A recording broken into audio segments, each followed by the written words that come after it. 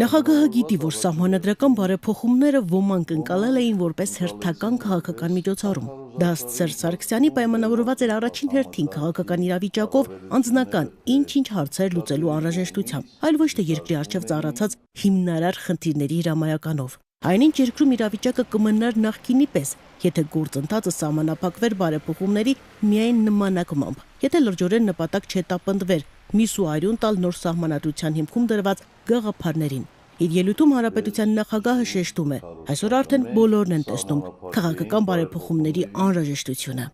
Վաղուց արդեն ակնհայտ է, որ առանց քաղաքական բարեփոխումների, տնտեսական բարեփոխումների արդյունքները միշտ էլ մեզ չեն բավարարելու։ Այսօր արդեն բոլորն են տեսնում քաղաքական բարեփոխումների անհրաժեշտությունը։ Քաղաքական բարեփոխումները ենթադրում են նախ եւ առաջ քաղաքական մշակույթ, քաղաքական բանավեճերի եւ երկրի առջև ծառացած խնդիրների լուծման նոր եղանակներ, ուժի դիրքերից քաղաքական դիմախոսների հետ խոսելու բացառում, քաղաքական համակարգում նպատակասլաց ու գաղափարներով լի մարդկանց ազատ մուտք, խորհրդարանը երկրի թիվ 1 ամբիոնի վերածում, երկրի առջև ծառացած խնդիրների շուրջ,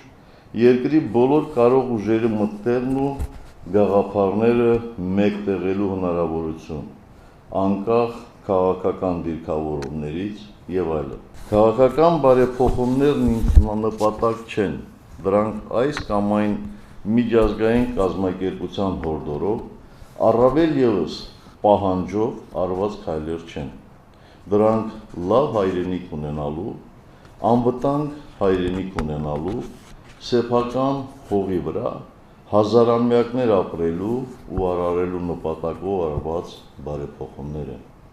Կրկնում եմ, այս ամենի հիմքը նոր ընդունած սահմանադրության մեջ է։ Սերժ Սարգսյանն ասում է, որ սահմանադրական բարեփոխումներին հաջորդել են բավականին բարդ, աշխատատար, պրոֆեսիոնալ լուծումներ պահանջող նախապատրաստական աշխատանքներ։ Որպես թարմ օրինակ բերում է ընտրական օրենսգրքի շուրջ ընդդիմության եւ քաղաքական հասարակության ներկայացուցիչների հետ համագործակցությունը։ Նախապատրաստական աշխատանքները ցավոք սրտի դանդաղեցին կամ այսպես ասած երկրորդ պլան մղվեցին ապրիլյան պատերազմից հետո։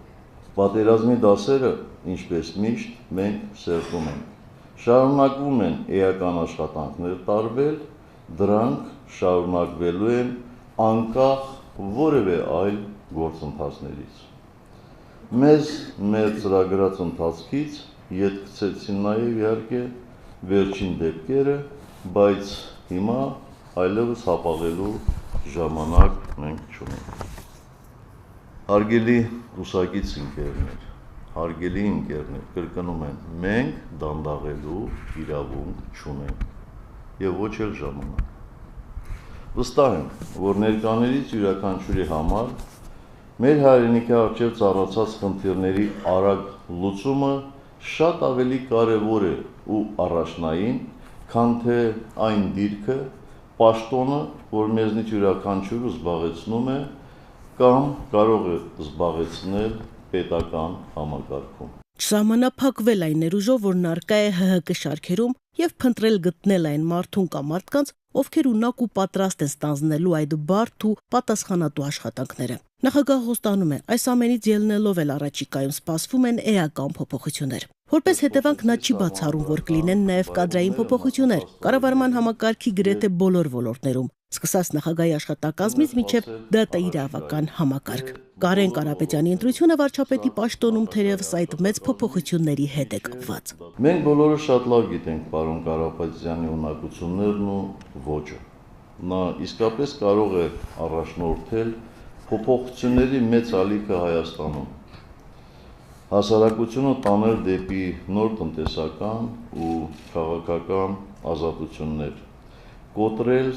ամրացած կարծրատիպերը, տնտեսության շարժին հաղորդել նոր ճկունություն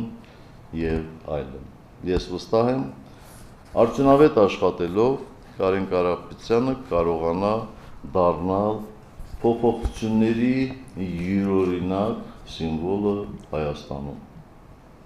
կարողանա ապագա բոլոր զարգացումները տանել Հայաստանի Հանրապետության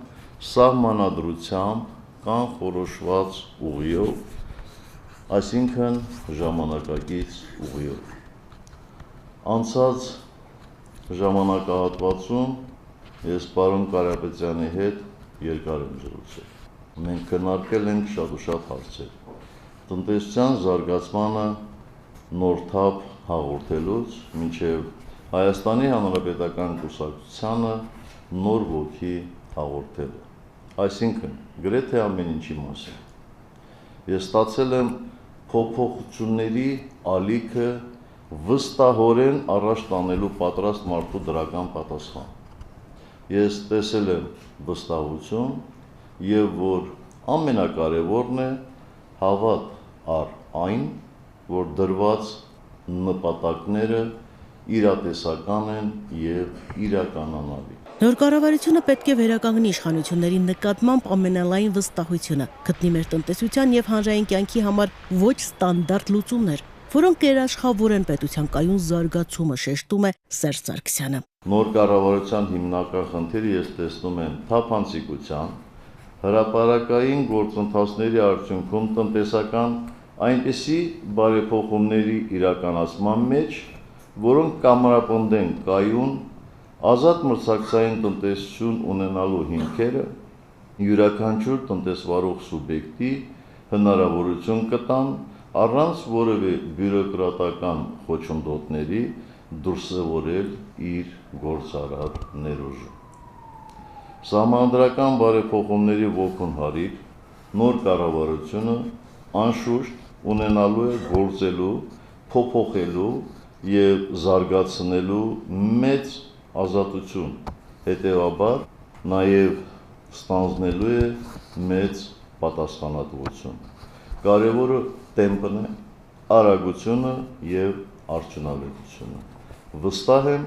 որ ամեն ինչ լավ է լինելու։ Շնորհակալություն հայտնելով արդեն նախկին վարչապետին Հովիկ Աբրահամյանին, Հանրապետության նախագահը նշում է, որ նա այդ պաշտոնում արել է առավելագույնը։ Հովիկ Աբրահամյանը պատրաստվում է ակտիվորեն մասնակցել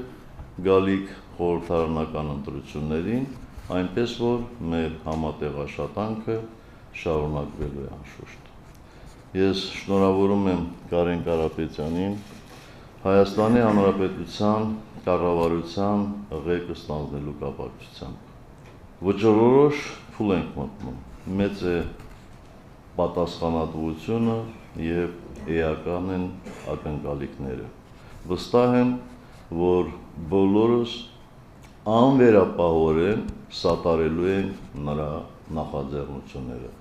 Շնորհավորում եմ եւ հաջողություն եմ մաղթում մեզ բոլորիս։ Իսկ վարչապետի պաշտոնում հաստատված Կարեն Կարապետյանն առաջիկայում կներկայացնի երկրի զարգացման երկփուլ ծրագիր։ ՀՀԿ խորհրդի նիստի ընթացքում այս մասին Կարեն Կարապետյանը հենց ինքն է ասել։ Վստահեցրել է, որ կանի ամեն ինչ երկրի նախագահի եւ գործընկերների վստահությունն արդարացնելու համար։